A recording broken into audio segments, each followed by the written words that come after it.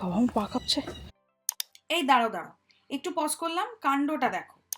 New ইয়র্কে heavy snow হয়েছে এইবার, ওভার 14 ইঞ্চেস। বাড়ির মেন ডোর ফুললি ব্লক হয়ে গেছিল। আমাদের হ্যারি পটার ঝাঁটা নিয়ে স্নো ক্লিন করতে লেগে পড়েছে, দেখছো?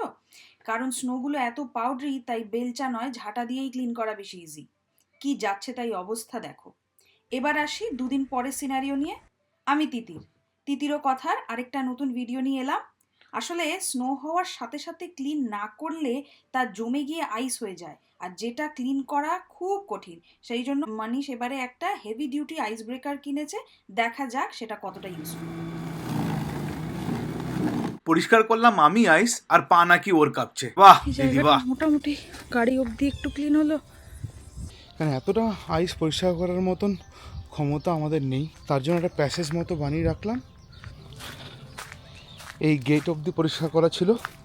এবার আমি সল্ট দিয়ে রেখেছিলাম এর মধ্যে, ওই জন্য হালকা হালকা করেছে। এখনও এই পুরো চাই চাই হয়ে রয়েছে, মানে এগুলো পুরো আইস হয়ে গেছে। কেন এই যে সল্টগুলো, এই যে এইগুলো হচ্ছে সল্টের দানা। এইটুকু প্যাসেজ করে আবার গ্যারেজে যাওয়ার জন্য জায়গা বানিয়েছি।